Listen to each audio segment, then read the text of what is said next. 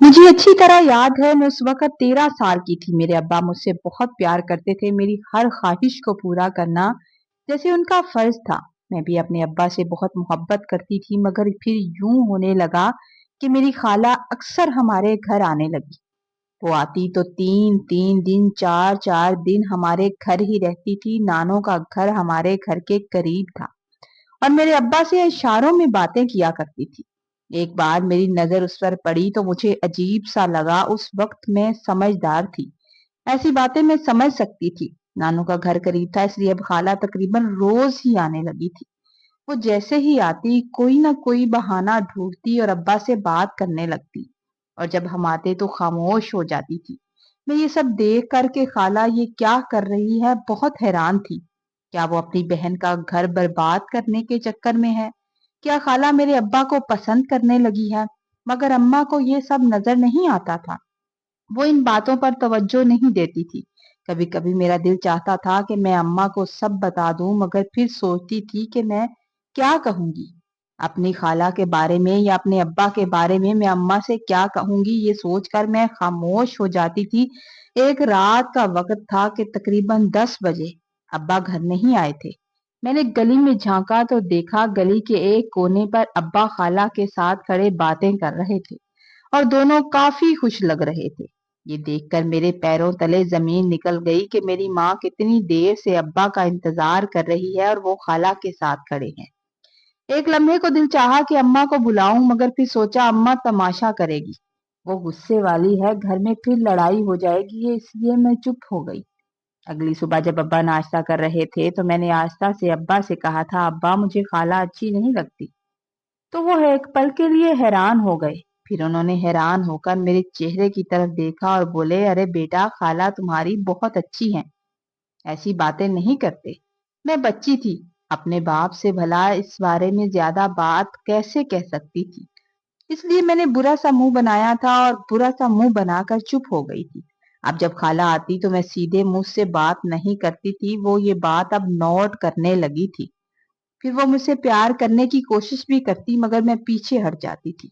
मैं उसे इग्नोर करने की कोशिश करने लगी। एक दिन खाला और अब्बा कमरे में बैठे बातें कर रहे थे।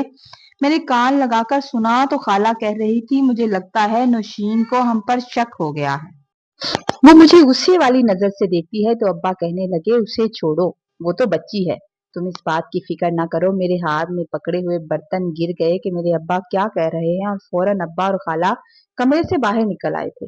अब अम्मा और अब्बा आपस में रोज झगड़ने लगे थे। जब भी इकट्ठे बैठते थे उनकी आपस में बहस हो जाती थी, और ये बातें ऐसा सब मेरी खाला की वजह से हो रहा था। मेरे दिल में दिन ब दिन खाला के लिए नफरत बढ़ती जा रही थी। एक दिन मैंने मौका पाकर अम्मा से कहा था, अम्मा मुझे खाला अच्छी नहीं लगती, आप मना करें कि वो हमारे घर पर ना आया करे। मेरी बात सुनकर अम्मा को गुस्सा आ गया और वो गुस्से में मुझे बोली, मैं तुम्हारी जबान काट दूंगी, वो तुम्हारी खाला है, मेरी बहन है, खबरदार आज के बाद तुमने अगर ऐसी बात की तो। ये सुनकर मैं डर गई कि मैंने तो सिर्फ यही कहा है कि खाला अच्छी नहीं लगती तो अम्मा इतना गुस्सा कर रही है। अगर मैंने पूरी बात अम्मा को बता दी तो अम्मा जाने मेरे साथ क्या करेगी, मेरा तो सर ही फाड़ देगी।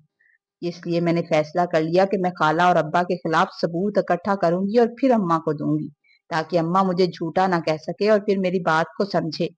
एक दिन जब वो आपस में बात कर रहे थे तो मैंने चोरी से अम्मा का मोबाइल लिया और उसकी रिकॉर्डिंग ऑन की, और रिकॉर्डिंग ऑन करने के बाद अब्बा के कमरे में मैंने उसे छुपा दिया था, ताकि खाला और अब्बा की बातें जो भी आपस में हों वो रिकॉर्ड हो जाएं।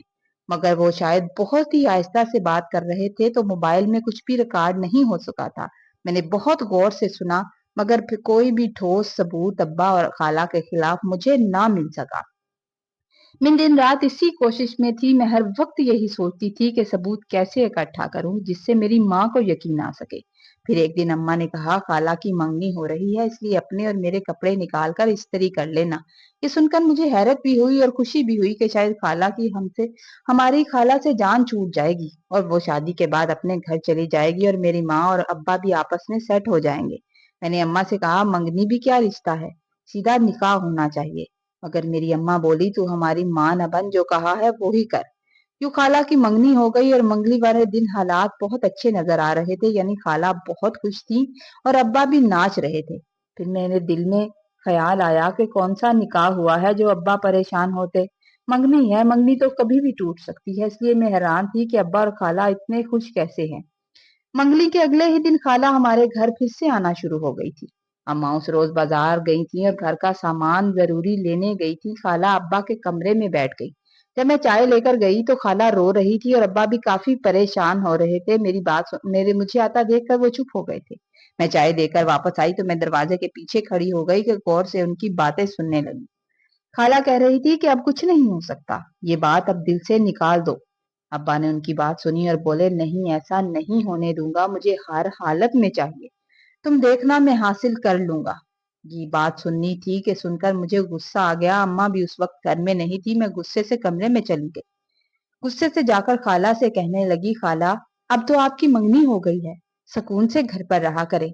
जब आप कहती हैं कि आप हमसे मिलने आती हैं, तो हमसे तो फिर आप कोई बात करती ही नहीं हैं।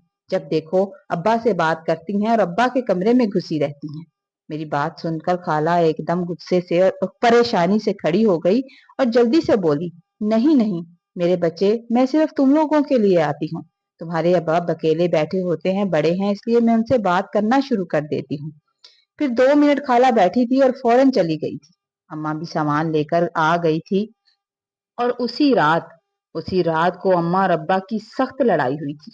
लड़ाई की आवाजें कमरे से बाहर आ रही थी और मैं अपने कमरे में बैठी सुन रही थी। मुझे ये देखकर दुख हो रहा था, परेशानी हो रही थी, मैं बेबस थी।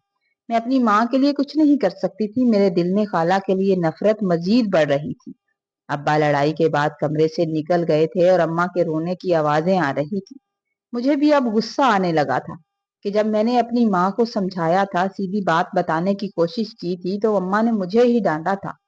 फिर मैं रोते रोते सो गई थी। सुबह तक अब्बा घर नहीं आए थे। सुबह जैसे ही मैंने अम्मा के कमरे का दरवाजा खोला तो अम्मा बिस्तर के पास गिरी हुई थी और उसके मुंह से झाग निकली हुई थी।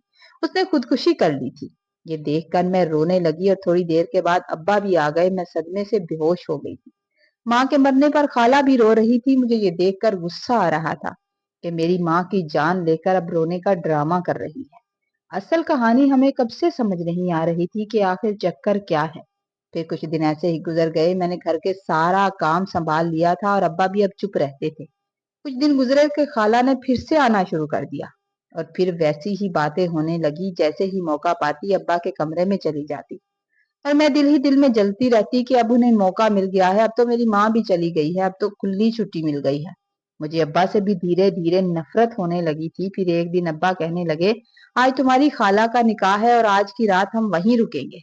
मैं सारी बात समझ गई कि मेरे अब्बा खाला से निकाह करने वाले हैं शायद।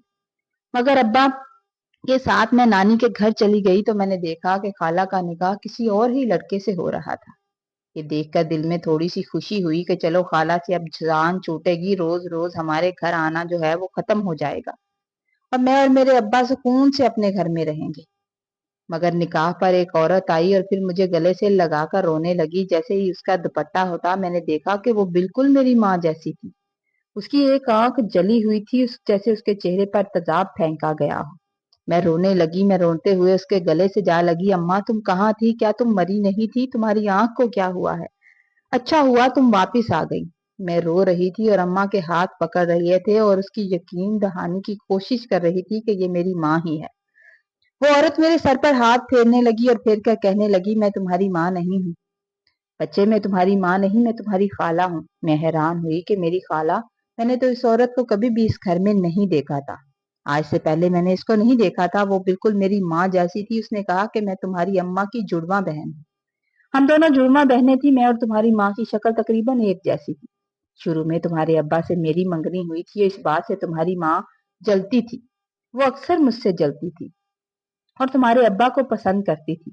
इसलिए उसने मेरे पर चेहरे पर तेजाब फेंकने की कोशिश की, मगर वो इसमें नाकाम हो गई और तेजाब सिर्फ मेरी एक आंख को खराब कर गया और मैं बच गई। मैं बेहोश हो गई और उसी बेहोशी ने उसने मुझे अपनी एक दोस्त की मदद से मुझे उठाया और एक बे औलाद औरत के घर पर छोड़ दिया था, जहां वो औरत मुझसे माँ की तरह प्यार करने लगी थी। मगर वो मुझे घर से निकलने नहीं देती थी। फिर मैं अपने घर का रास्ता भी तो भूल चुकी थी। आहिस्ता आहिस्ता मैंने तुम्हारी खाला और तुम्हारे अब्बा से मेरा राब्ता हो गया। वो मेरे बारे में जान गए थे और तुम्हारे अब्बा को भी सारी बात का पता चल गया था। इसी वजह से तुम्हारी अम्मा और तुम्हारे अब्बा में लड़ाई होती थी। तुम्हारे अब्बा कहते थे कि वो इस बात का तुम्हारी अम्मा को कोई पछतावा नहीं था कि उन्होंने मेरे साथ क्या किया था। जब तुम्हारे अब्बा ने धमकी दी कि वो ये सारी बात तुम्हारे अम्मा और अब्बा के सामने बता देंगे कि तुम्हारी माँ के क्या करतूत हैं, तो तुम्हारी अम्मा ने खुदकुशी कर ली थी मगर अपना जुर्म कबूल नहीं किया था।